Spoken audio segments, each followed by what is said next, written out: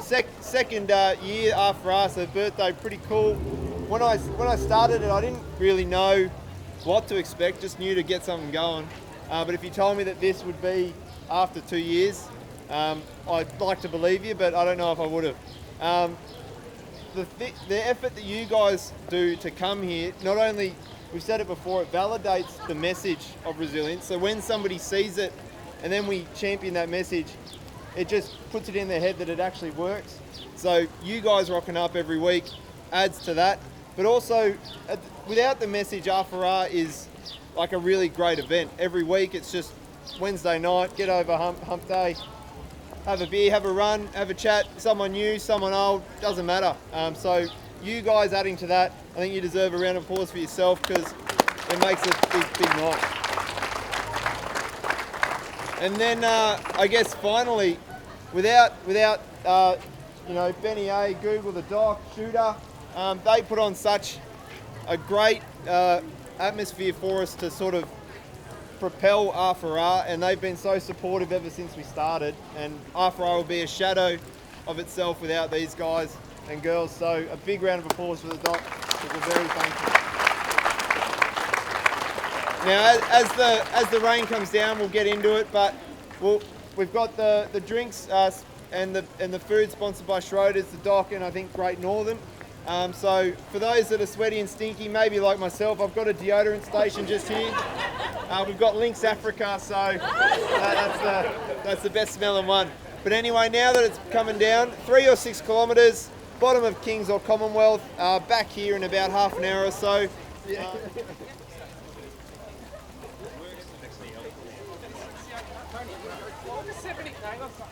My name's Matt, and yeah, with regards to running for resilience, my story begins in 2010.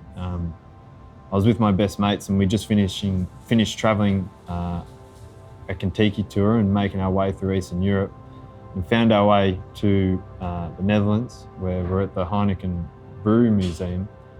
And I still can't remember if I missed the phone call or if I just saw that I had a voicemail. But I checked the voicemail and it was my dad, and he was saying, "Hey Matt, I just want to let you know that I love you." And that was it for the phone call. So I tried calling him back and I couldn't get onto him.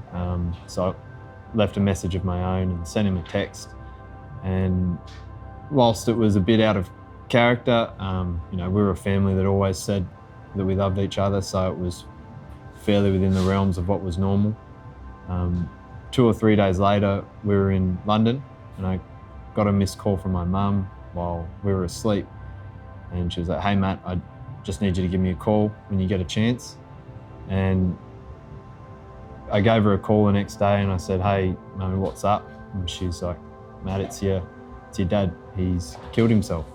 So I remember that moment was like, I guess, quite earth-shattering at the time. I was sitting on the stairs and just remember, I guess, a wave of emotion come over, and it quickly turned to, okay, well, I've got to make my way home, and called my mates into the room and said, "Lads, I've got to go back to Australia." And they were a little bit surprised because it was like, why? We're on the trip of a lifetime. So I was like, well, it's my dad. He's dead. And till recently, I've always really struggled to say those words because it was like surreal at the moment, and it was surreal for a long time. But booked a flight home and made our way back to Australia, and had the funeral a week later, and it was all a bit of a blur in a sense. But it was just I guess, like anybody with grief, it's just a really changing moment. And particularly with suicide, there was like this element of guilt that I could have done more, and that'll go with me for a long time. But you get better at dealing with it and understanding the whole nature of it all. But what I was fortunate to have was, I guess, an example in my mum, but also just a habit of exercise. Went to the gym, went for runs, caught up with my friends, just tried to do whatever I could that would give me the opportunity to feel better. I got my job back, I started working, I got ready for uni. And so I was fortunate that these things sort of kept me going and, you know, gave me moments of reprieve, moments to smile, moments to laugh, moments to continue.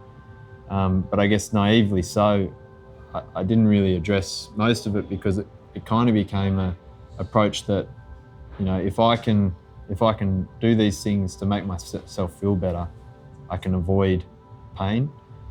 So that was like, you know, I guess that just keep moving, which is the R4Rs mantra, 1.0, if you could say. And for 9 years, that approach worked really well. I would say at the time I thought I was doing really well. But then I got another phone call, 2019, early on. I was about to go to indoor cricket to weekly display of lack of coordination and things like that. And it was my mum, and she said, "Matt, I've just spoken to Georgina, who was her friend, a GP, and I'm going into her clinic because some scans show that I've got some swollen lymph nodes and stuff around the belly." And so she was, you know, audibly scared. So okay, I'll be there. So my now wife and I went with my mum to do the doctor's surgery, and it was, whilst it wasn't definitive at that point in time, it was quite clear that cancer was on the cards. And, you know, 2 days later, it was confirmed by a specialist that she had stage 3 or stage 4 ovarian cancer. And again, a bit of a blur, but there's one distinct moment I remember when we were at my mum's house, and I said, "Right, girls, I'm going to the service station. Who wants some ice creams?" And so I hopped in the car and was driving towards the service station. I remember just thinking to myself, I might have even said it to myself, is like, I don't want my mum to die. Or why is this happening again? I don't want to lose my other parent. And I just broke down a little bit and cried, and it was tough because for that 9 years I was operating on the idea that if you kept doing stuff and kept doing whatever was in your control to make yourself feel better, you could avoid pain. But then along came this diagnosis of my mum that I had absolutely no control over. So my belief structure that things would be okay as long as I, made them so, was just shattered. So for the next, 3 or so months, I lost, I guess, my optimism. I was more anxious. Just things got really tough, and I was out of character. My brain, I guess, wasn't working as it normally had for all those years. And so it was a really tough time because I started to question whether I was sick. I started to worry about whether things were going wrong.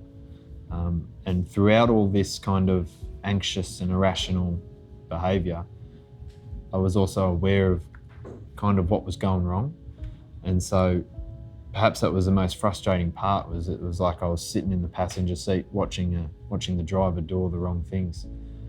And so over that 3 months, again, I was fortunate to have, I guess, these habits where my knee-jerk reaction was to just go do some exercise, try and catch up with friends, do some chores, just hook into work. And whilst it didn't, solve things, it created these moments where throughout all these like moments of anxiety and irrationality, there would be moments of reprieve where I would kind of be able to take a step back and realize what my situation was, and that it wasn't as bad as what I was making it out at the time. And it was those little moments that sort of gave me confidence to do more, because they often came after a run, they often came after seeing friends or going to the gym. So I kept doing that, and over time the moments of reprieve became bigger.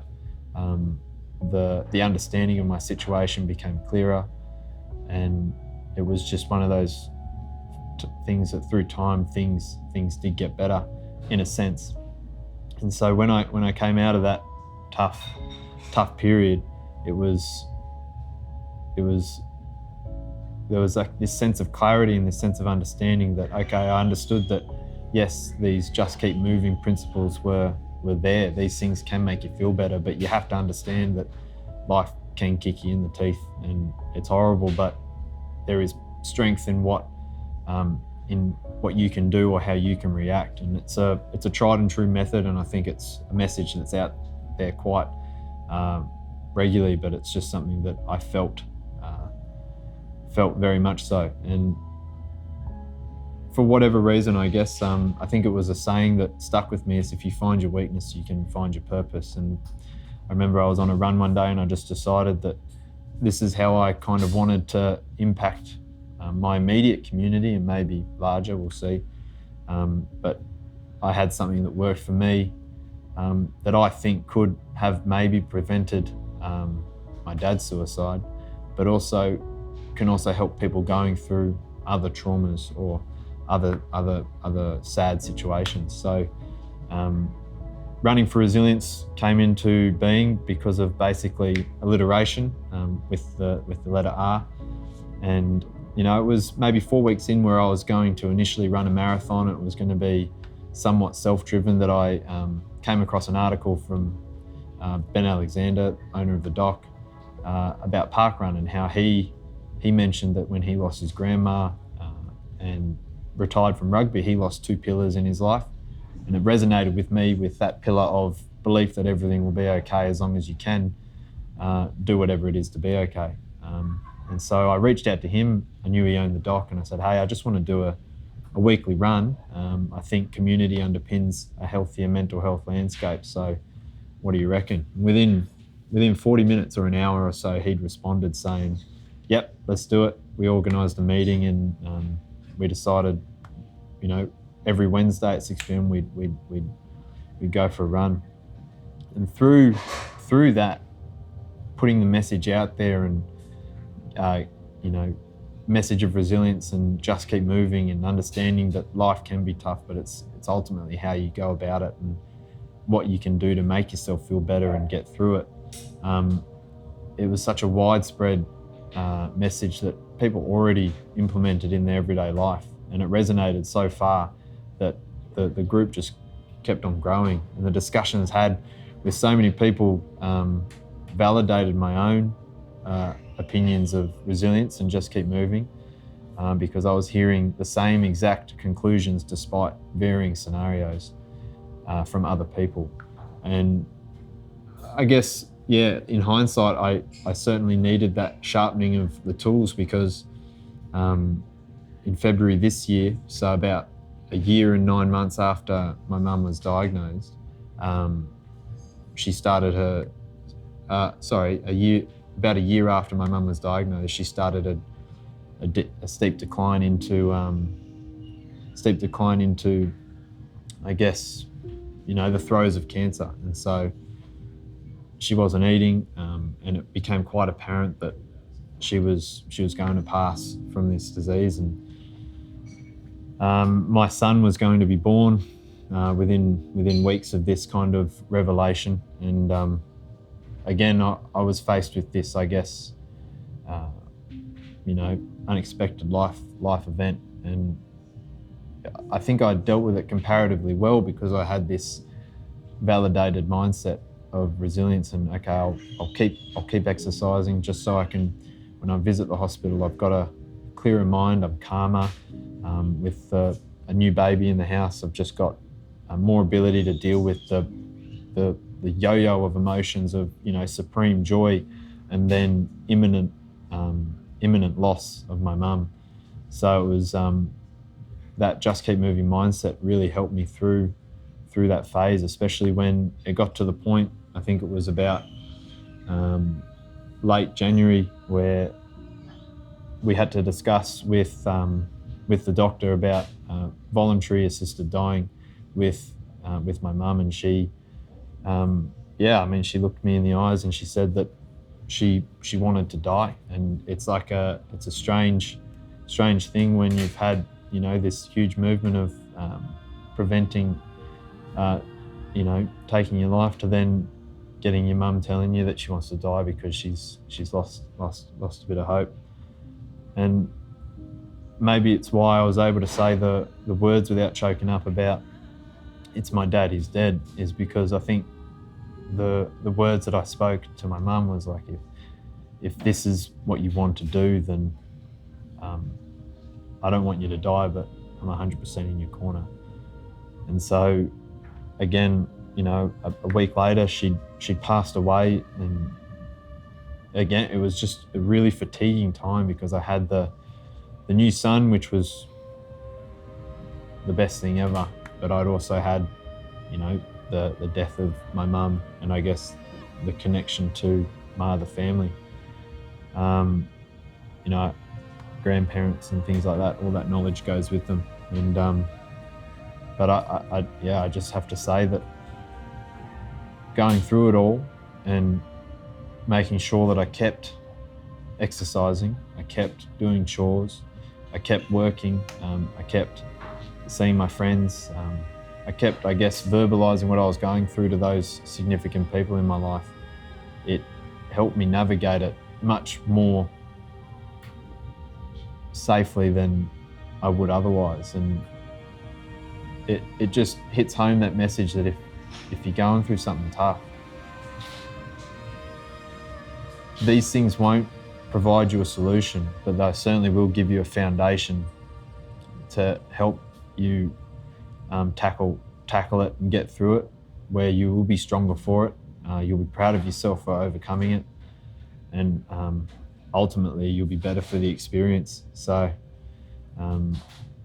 that's the story of how Running for Resilience has finally taken the mold that it is, and we continue to, I guess, try and save one life from suicide as many times as possible. But as the community's grown and as it becomes this beast of its own, it's become, I guess, a symbol of going through anything. You know, it's the same mindset that when you get something, your knee jerk has to be positive, so that you can stop that spiral downwards into unnecessary struggle.